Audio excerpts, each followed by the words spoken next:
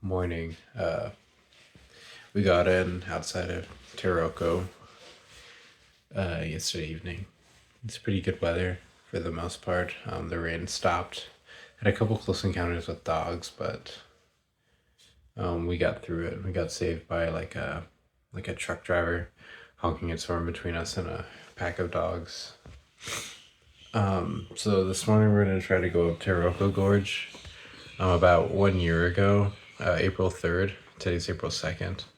But in 2024, there was a pretty big earthquake that happened here that knocked out a lot of the infrastructure of the gorge. So what we know now is they're doing construction on it, and they're letting people into the gorge on timed batches so that the construction workers can do work in the tunnel. Today would be the day that we go in and enter the Taroko Gorge. So most of the day was just going to be an out of back. We were going to try to enter at the 8 p.m. time slot, weaving our way through numerous tunnels and narrow canyons before finding endpoint, which was a village up near the gorge, and then heading back. From there, we would go into the Taroko train station and then head north towards the town of Jouxie on train. We total about 26 miles and about 4,000 feet of gain.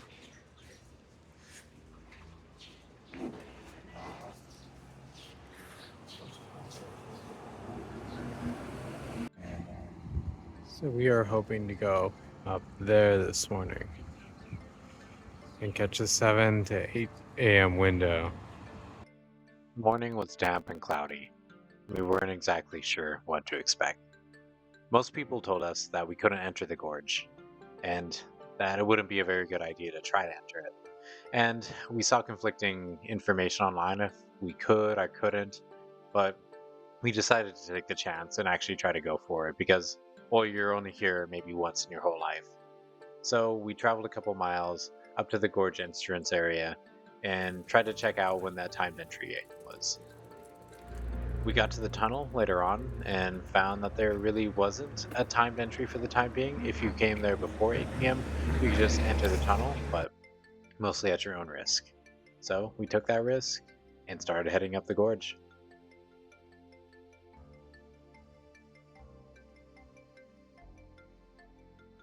The first part of the day felt a little bit eerie.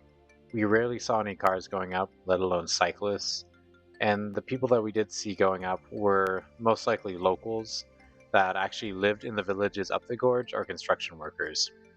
We were a little bit concerned of landslides and just falling rocks and poor road conditions, but it had been quite a while since the earthquake, and for the most part, the roads were in pretty good shape. So we continued our way up, and then soon took a break after climbing a couple thousand feet.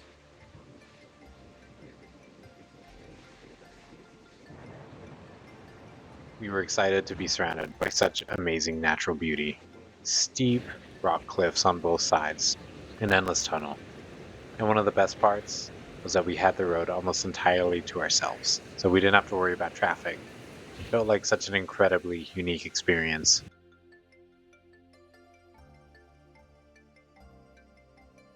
We entered tunnel after tunnel, and some of these tunnels were a kilometer or two long, so it got a little bit dark in there. And normally that once again would be one of the more concerning parts, but since the whole area was so abandoned, we really didn't encounter any cars. We stopped to look at some of the mountainsides and just awed at some of the rock formations around us. You look at the shot, it looks completely unreal.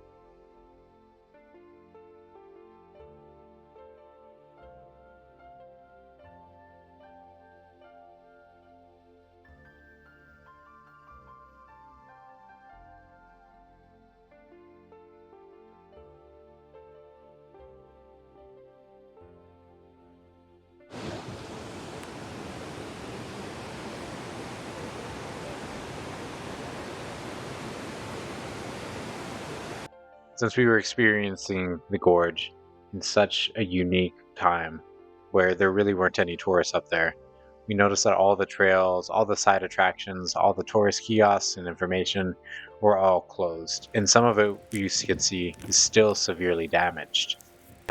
It was an eerie reminder for the earthquake that happened here just under a year ago. After several miles of incline, we hit our destination for the day of Tiangxiang, a little village situated in the gorge. We knew if we were to go any further up, the road would likely quickly deteriorate, and that wasn't a risk that we were willing to take.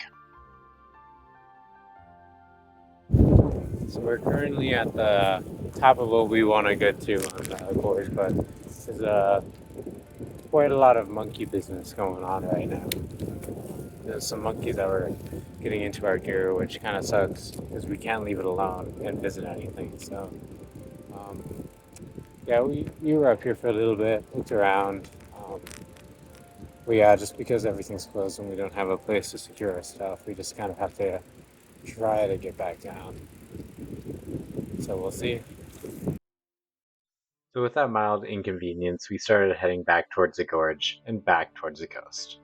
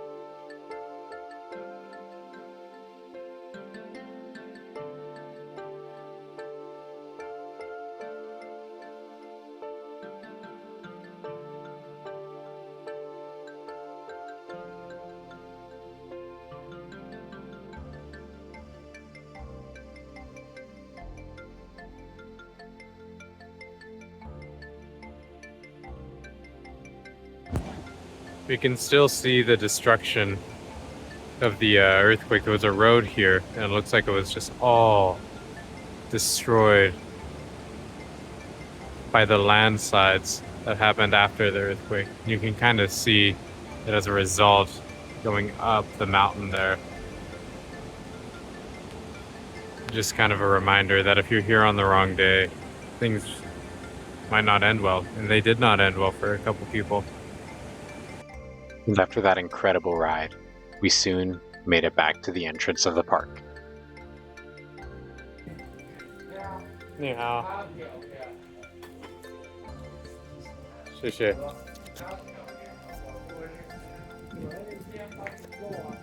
Here we have Alex in his natural habitat, observing maps, seeing how far we went, how far we still have to go.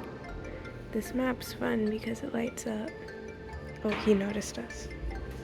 After stopping off at the visitor center, we went and grabbed some lunch at a small place on the side of the road, some barbecued meats and sticky rice.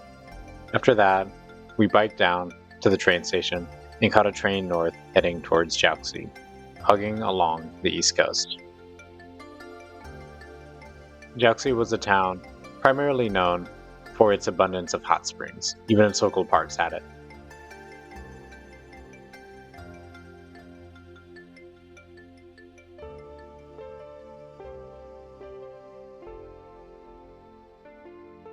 We spent the rest of the day enjoying the nightlife of the town, eating tasty food, getting even further addicted to claw machines, and catching the name of an establishment that reminded us of our home.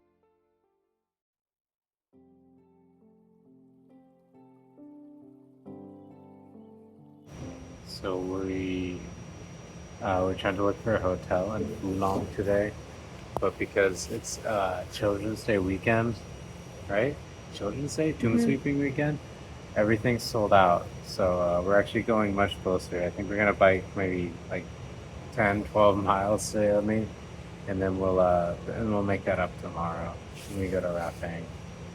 It's funny because we were told since like before we started this trip that these nights would be sold out, and we like just kept looking and there kept being a bunch of hotels, and then today we looked and there were none, and we're like, people warned us about this. How could this happen to us? But we got something, so it's okay. Today we would make little progress heading north, traveling only about 16 miles or so, and primarily hugging the coast. We'd take a couple detours, as you'll see here, and you'll see later in the video, before traveling further north to the coast of our final destination of Doxy for the day.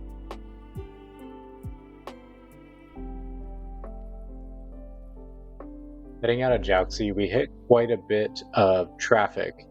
I think it was traffic related to the holiday weekend, but it involved a lot of weaving in and out of vehicles, as you'll see up here.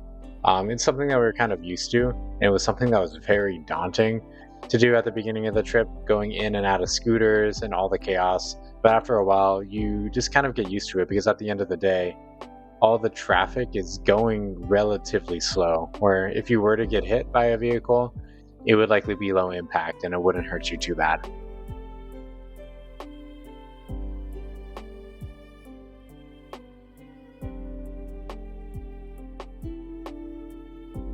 We took a quick detour off at the Langyang Natural History Museum before I would have, without exaggeration, possibly the worst pizza of my life. Oh my god, bro. Oh, hell no, man. What the fuck? I'm sorry. I was really craving pizza that day, and we haven't really had it in a while. But regrets were had. Anyways, on to our next mission of the day. We were looking for a good cup of coffee. And I guess at the top of this mountain, there was a pretty big coffee shop. You might remember Mr. Brown. We were at his rice fields a couple days ago. Well, it's a coffee company, and it seemed like the flagship store was up, well, this weird little road. And it was steep. You can see us kind of doing switchbacks along the road to help us climb up a little bit. So we are currently climbing up to try to get to a Mr. Brown coffee store that's on the top of this hill, but it's quite steep. It's like 900 feet of gain in like 3 kilometers, so like 1.8 miles or something. That's like a hike. And now it's raining. Before we knew it, we were at the top enjoying great views of the West Coast and having pretty good coffee.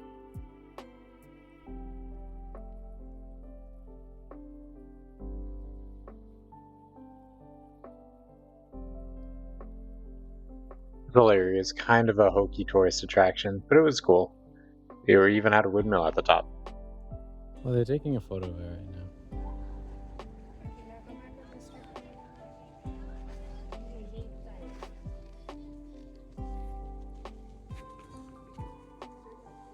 We fangirled for a second and took some photos with the Mr. Brown. Back down we go.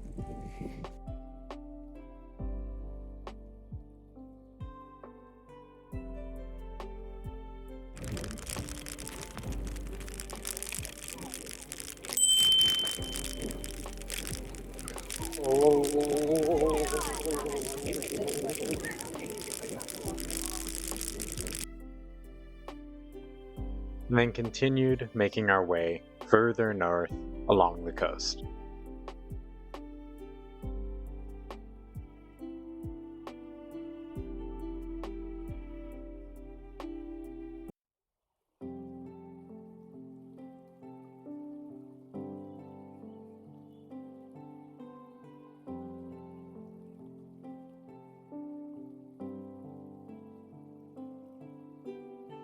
After really grinding out for the past week or so of long bike rides, it was really nice to only have to travel under 20 miles for the day. We were taking our time and really taking in the views. We stopped by a coastal park and I found a really large stick. And adventured through the large coastal rocks for a little bit, going through long canyons, exploring the lush, beautiful rainforest surrounding it. We kept going up the coast and stumbled upon a beach where we would watch surfers for the next hour or so. Just really taking our time, appreciating the incredible journey that we were on, and what an amazing place that we had the privilege to be in.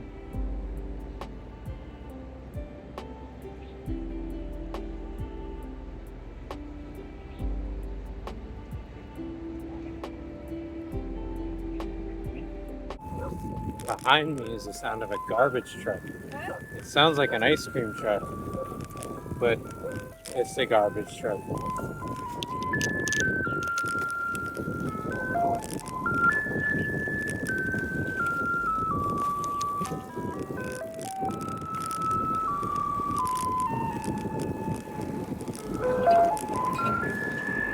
We entered the small coastal town of Daxi, pulled up to our hostel for the night, and got some rest, feeling pretty good and ready to take on the final 2 days of the journey.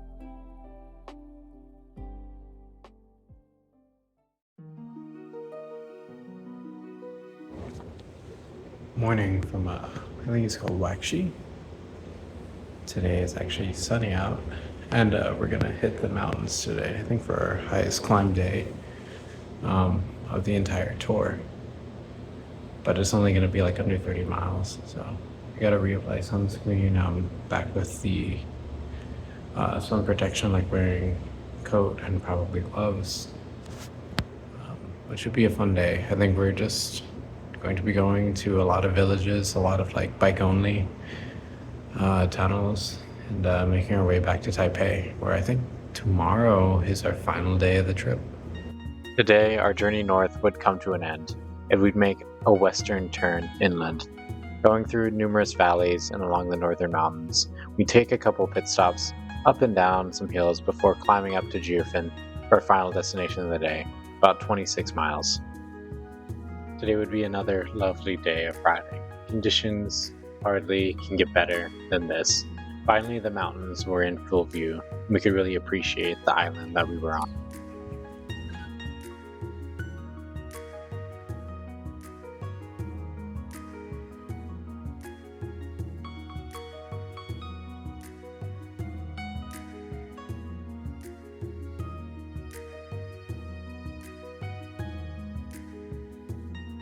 So this is the old Cow Ling Tunnel. It's gonna take us under this mountain and pop us out on the other side. I have no idea how long it is.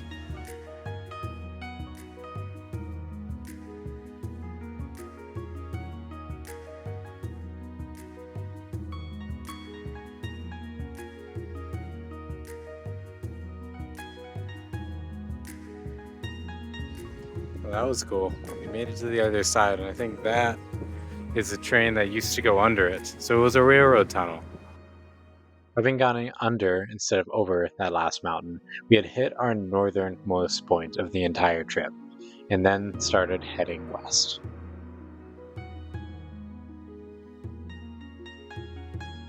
Here you can definitely start feeling the influence of Taipei and northern Taiwanese culture creeping back in. There were a lot more cyclists on the route, and everything felt a little bit more busy and populated.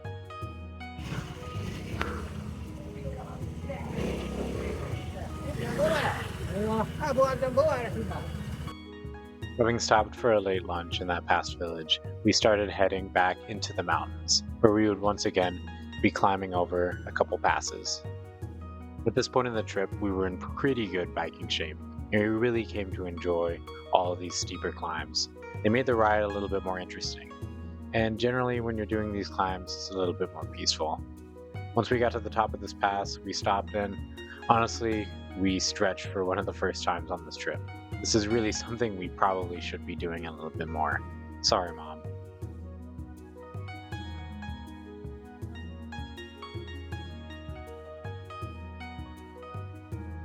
We then continued to cruise down some quiet mountain roads. Another surreal moment on the trip. Just really taking in the surrounding beauty around us and really appreciating where we were. We stopped off by a great viewpoint soon after. We then began a steep descent into a mining village that seemed to have some hiking around, so we figured we'd go and check it out. Zoe and I would soon get separated by a train.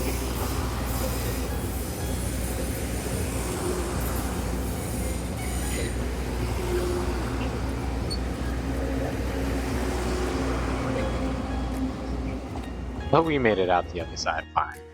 We then took a quick hike to a nearby waterfall. We started riding further down the valley and closer to our final destination for the day. You could see tourists all along the roadway here. This area was really busy, and in that past clip, you could see how packed that train was. So again, it was a holiday weekend, and people were out and about.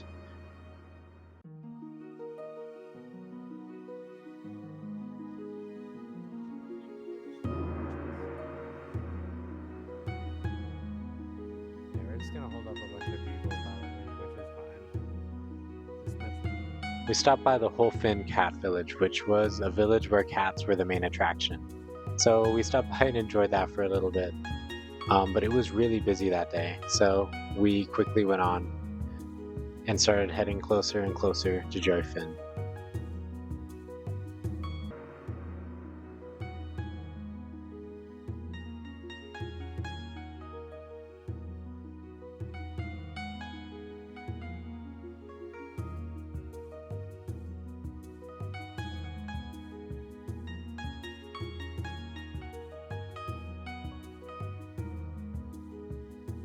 I think the route that we selected today was actually along an old railroad path because we were passing tunnel after tunnel. Just so many tunnels today, and I really appreciated it. It was beautiful. Also, a good feature along these bike paths are these modal filters that try to keep vehicles out, but they were a little annoying and our bikes could barely fit through.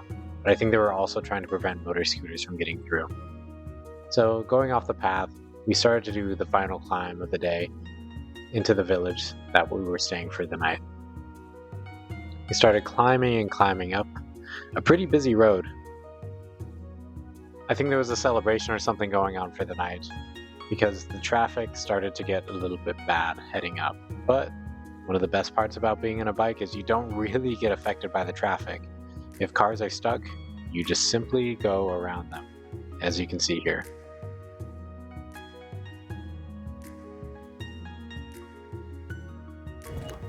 We completed the climb up into the village, and we soon stopped by a horde of tourists. It was a little bit too busy to bike here. We can really feel the energy of the town. It was incredible. Rufin was a really touristic town, and for good reason. We were there on a holiday, and the views were incredible. And there were also so many visitors. I mean, look at this line just for the bus. We had some of my comfort food, the soup dumplings that are common around the entire country, and just wandered the tiny streets of the village. It felt like we were in a movie. I mean, look at this. It's incredible.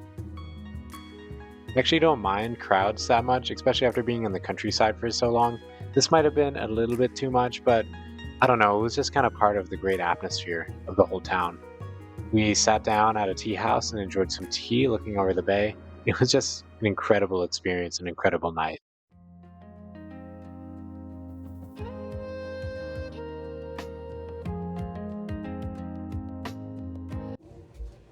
Good morning from Chaifun.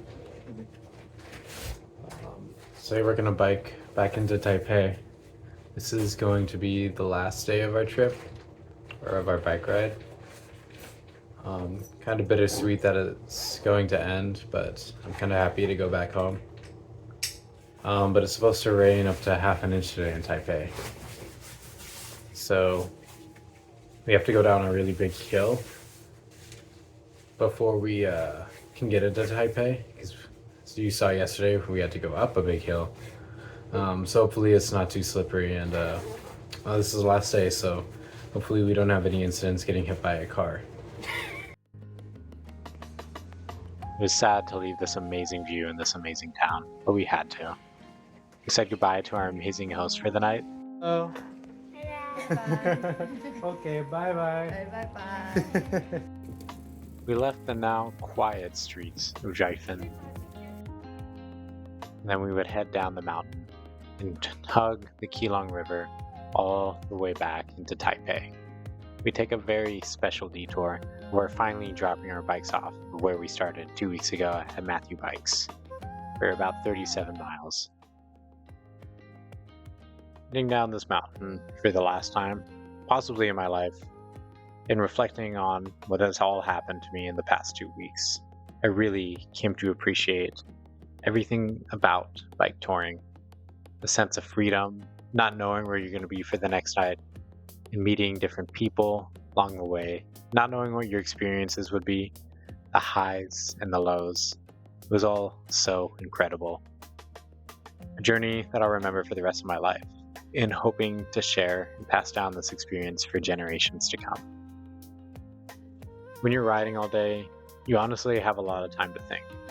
You think about your family, where you are in life, and where you want to be. And despite this journey being almost over, I knew that this wouldn't be my last bike tour. It's not even close. I have big plans in the future, and I hope to share this with all of you in the years to come. As we inched closer and closer to Taipei, the villages started to become suburbs, the buildings became denser, and then they became taller and taller. The rain started coming down a little bit harder, but that didn't dampen our spirits. We knew we had almost reached our goal for the journey, to go around the island of Taiwan.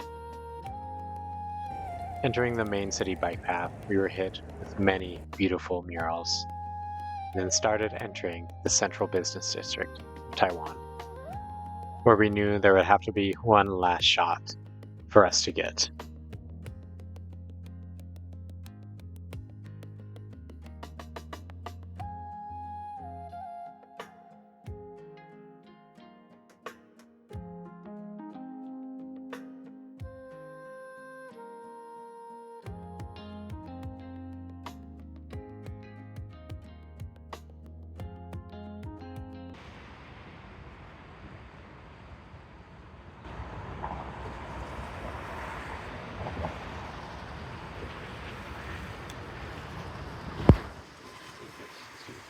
That is Taipei 101 in the background.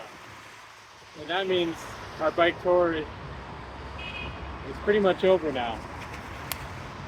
We've gone over 450 miles around the island, and we're right back where we started 14 days ago. The only thing left to do is bring the bikes back to the rental place. So with that done, we took a little bit of a victory lap. With Taipei 101 in our rearview mirrors, we soon were entering Matthew Bikes, the place where we started 14 days ago, where we would say goodbye to our bikes for the last time.